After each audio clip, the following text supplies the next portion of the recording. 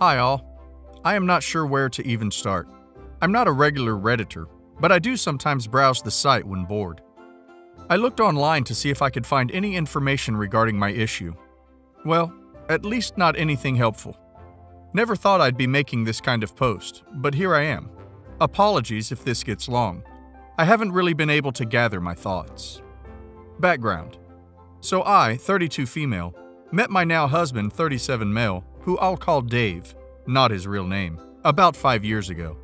We have been married for 2.5 years now, and we have an adorable 20-month-old daughter, and I am currently 4 months pregnant. We just bought a house a couple years ago in the suburbs outside of a larger metropolitan area. Dave was an acquaintance of a coworker, Mark, so about 5 years ago, I started to see him frequently at the bar we'd go to get drinks after work. I'll admit that at first I wasn't particularly attracted to him. Not that he's ugly. He just wasn't the type I was into at that point in my life. Anyway, when Dave started coming around, he would after a while try to chit-chat with me. It was obvious he was interested.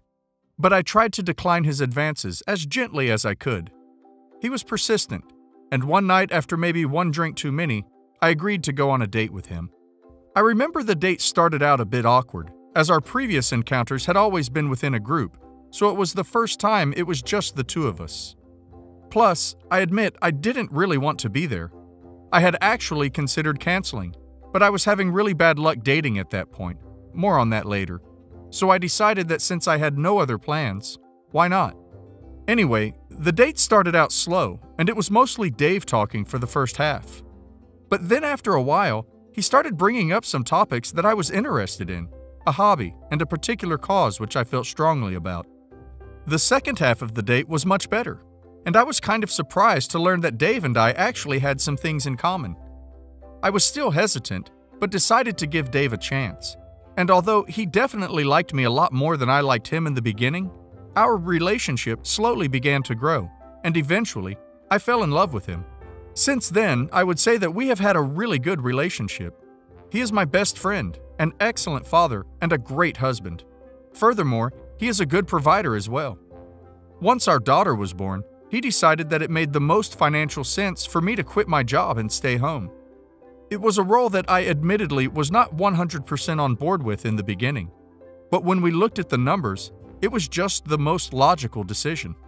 Despite my initial hesitancy, I have since grown to love it.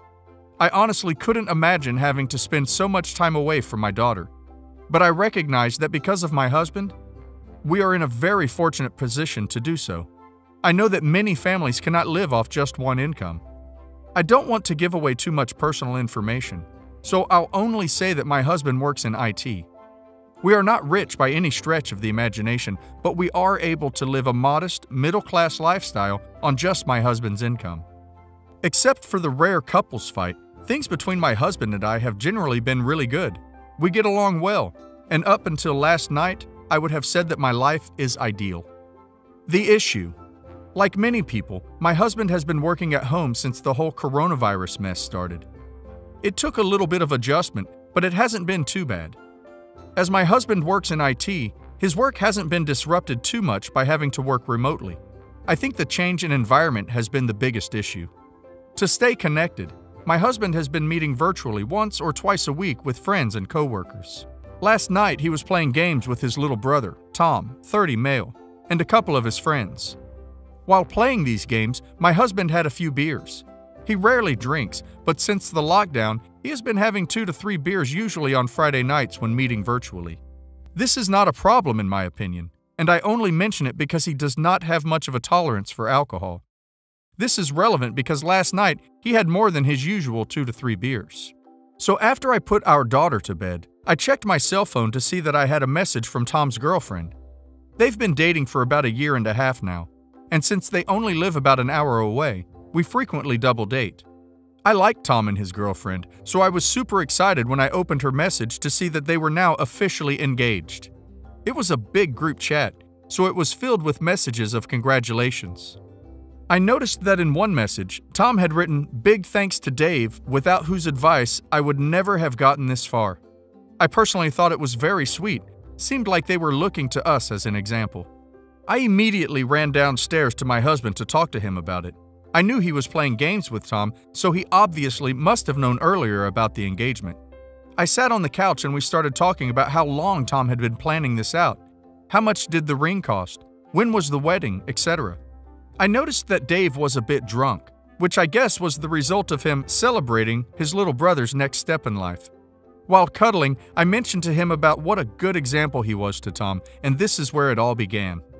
The whole night was such a whirlwind that I don't even remember every little thing, but basically, Dave told me about how he helped Tom make his girlfriend, now fiancé, fall in love with him.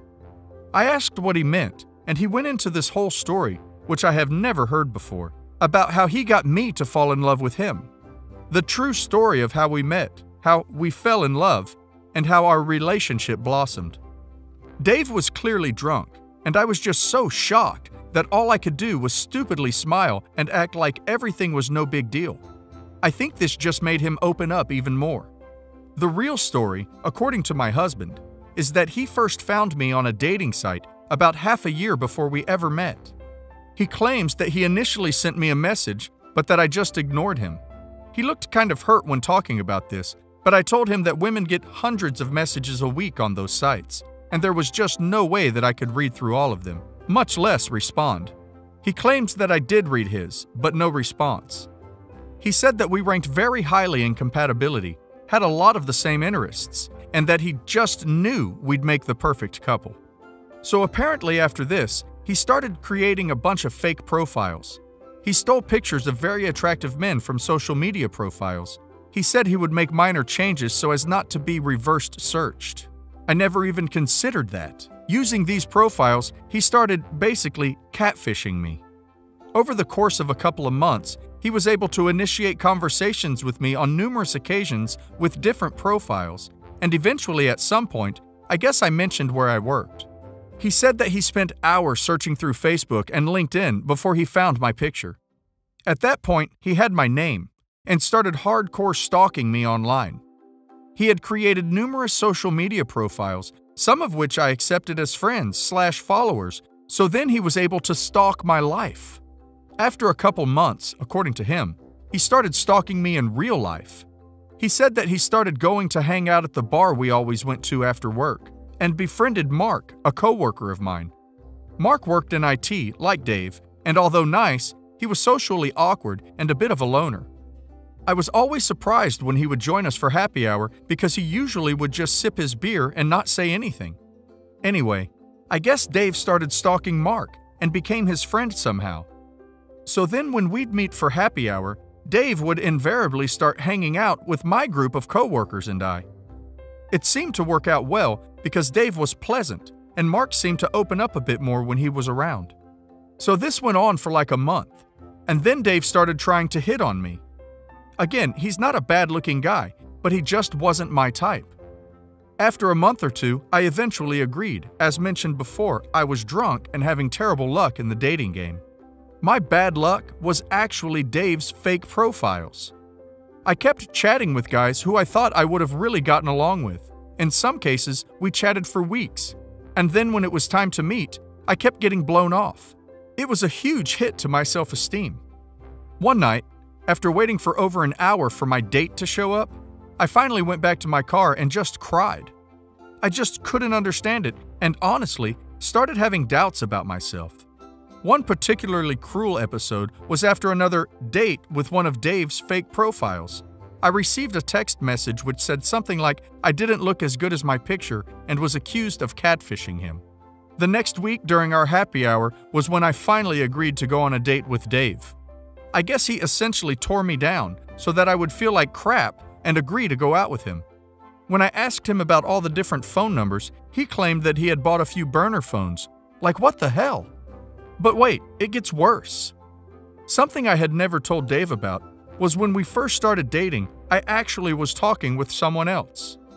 I was not completely into Dave like he was into me at the beginning. So when this gorgeous guy began massaging me on the dating site I was using, I started chatting with him. After consistently being blown off on dates, I was very cautious when I was talking to Alex. So even though things seemed to be going well, I still kept talking to Dave as well. I wanted to make sure that Alex wasn't just another a-hole before I made any decisions with Dave. So Alex and I went on our first date, which was absolutely great until the end. The date was off to a good start because he actually showed up. And he was even more handsome in real life. I couldn't believe that someone like him was so interested in me. As I said, my self-esteem was absolutely in the gutter by now. So the date goes great, we get along, we're laughing and staring into each other's eyes. I haven't felt this kind of connection ever. I remember my heart fluttered, and I even had butterflies in my stomach. I honestly thought it was love at first sight. Up until the end, it really was a magical night, like something out of a movie. We had a couple glasses of wine, but neither of us were drunk, but we were feeling good. After we got out of the bar, we started making out a bit in the parking lot.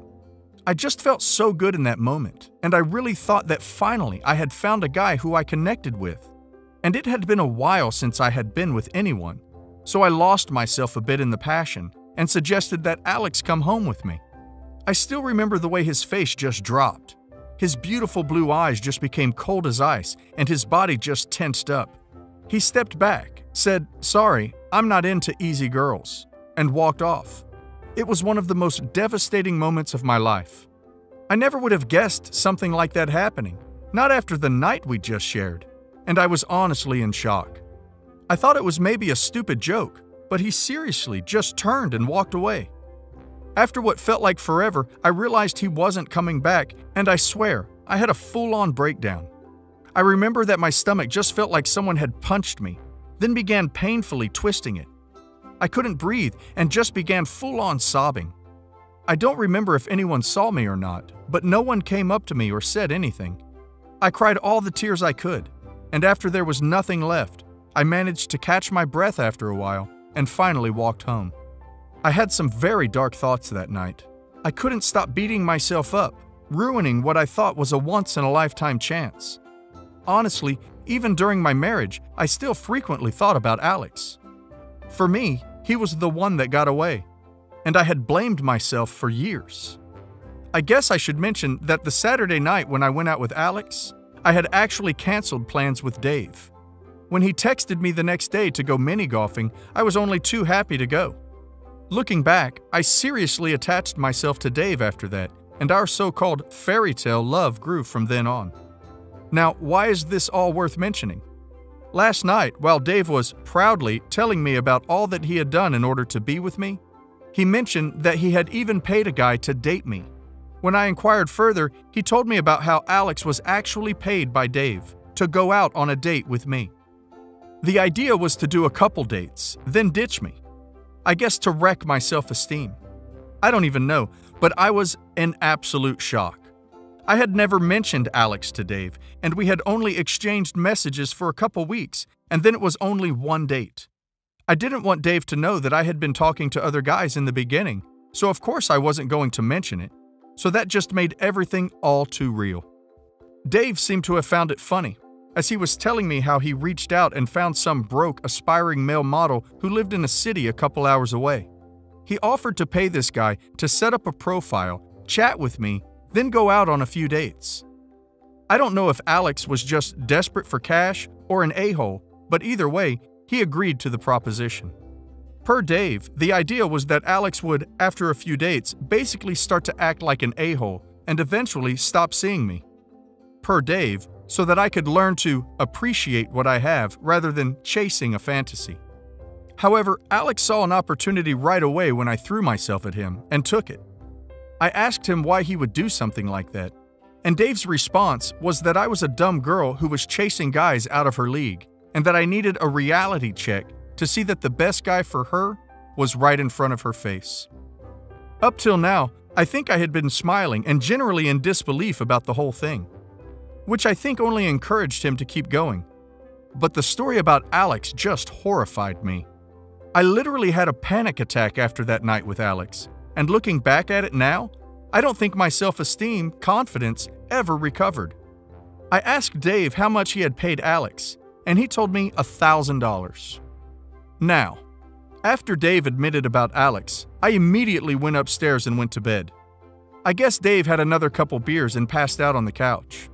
I saw him this morning and he is painfully hungover. I had only one other time in my life seen him as drunk as he was last night, and it was many years ago. I want to ask him again if it was all true what he said last night, but I know it is. He knew way too many details. He's too hungover anyway to have a coherent talk now. Plus, he could say that he doesn't remember anything. I don't know what to do, or even if there is anything to do. I am horrified and absolutely shocked at what I learned. I suppose that I had overly romanticized our relationship and marriage, and now it just doesn't seem real. But I have to admit that I am also perversely very flattered. My husband is not a lazy man, but he struggles to make and keep plans. The story he told last night seems almost unbelievable. And like I said, if it wasn't for the details, I would say no way is he capable of such a thing. That a man would spend so much time and effort just to be with me, although creepy, also does seem a bit romantic, maybe? I don't want to bring this up to any of my friends or family, so the internet seems to be my only option. I guess I'm looking for some outside perspective on this. Also, is this normal at all?